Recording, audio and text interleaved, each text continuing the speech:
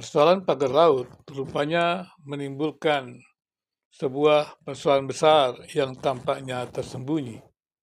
Setidaknya kita dengar dari video-video dari berita-berita saat ini bahwa adanya kekuasaan lain di luar presiden. Benarkah di negeri ini ada kekuasaan lain yang lebih tinggi dari presiden? Pertanyaan itu atau wajar saja jika orang bertanya, apakah ada kekuasaan lain di luar presiden? Karena ketika Prabowo memerintahkan untuk pembongkaran pagar laut, maka salah seorang menterinya meminta untuk tidak membongkarnya dulu. Kemudian juga selanjutnya setelah kembali juga Prabowo menyatakan pembongkarannya, kemudian melalui menteri yang langsung mendapatkan perintah dengan mengerahkan angkatan laut, maka pembongkaran itu pun dilaksanakan. Tapi masih tersisa sebuah pertanyaan.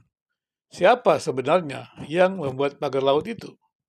Tapi mengapa sampai saat ini belum juga terdengar atau diketahui siapa yang memasang pagar laut itu? Bahkan Presiden Prabowo sendiri sudah berusaha, bahkan sudah menyatakan dengan tegas untuk membongkar, untuk mencari tahu, atau mengatakan kepada para pemilik itu untuk membuka suara atau mengakui siapa yang memasang pagar laut itu. Di tengah konflik tentang pagar laut dan kemudian juga adanya isu bahwa kekuasaan lain di tengah presiden, yaitu mereka yang menolak adanya pembongkaran pagar laut, di situ ada pertanyaan, siapa sebenarnya kekuasaan di luar presiden yang begitu berkuasa sehingga berani menolak untuk tidak dilakukan pembongkaran pagar laut. Kemudian daripada itu muncullah nama-nama besar yang disebut oleh media-media sebagai sembilan naga. Saya juga tidak memahami bagaimana kerjanya sembilan naga tersebut, tetapi dikatakan bahwa sembilan naga itu adalah orang-orang konglomerat-konglomerat atau taipan-taipan yang berkuasa di negeri ini. Atau mereka yang memiliki perusahaan-perusahaan atau kekayaan yang luar biasa besarnya.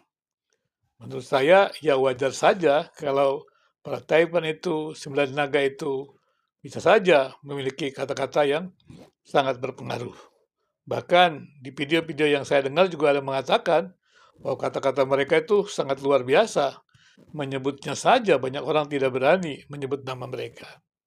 Kalau demikian, bagaimanakah kekuasaan sembilan naga itu, taipan-taipan itu, dan bagaimanakah kekuasaan Presiden Indonesia saat ini? Kita paham bahwa pemilihan presiden, pemilihan pejabat publik itu yang kita tahu sekarang adalah membutuhkan dana yang sangat mahal. Dan kita tahu juga bahwa bukan merupakan rahasia umum bahwa para pejabat publik yang kemudian terpilih itu bermain proyek untuk mengembalikan uang dana kampanye tersebut. Dan tentu saja juga itu terjadi dalam pemilihan presiden dan wakil presiden.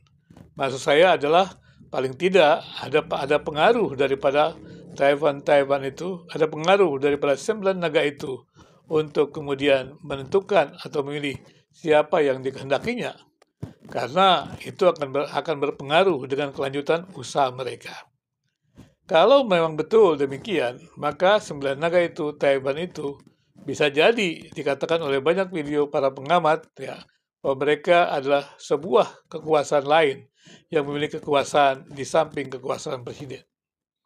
Nah, kalau ini terus terjadi, bagaimanakah kekuasaan pemerintah Presiden Prabowo untuk bisa mensejahterakan rakyat? Dan kita tahu bahwa Presiden Prabowo telah berjuang dengan tegas untuk memberantas korupsi. Dan kita juga dengar pernyataan dari Menteri Pertanian yang berusaha juga dengan tegas mengikuti perintah Prabowo untuk membongkar korupsi. Demikian juga kita melihat juga pada Kementerian Agama. Tapi persoalan lain adalah di Kementerian Pendidikan, di Mendikti Saintek. Kita tidak tahu apa yang terjadi di sana.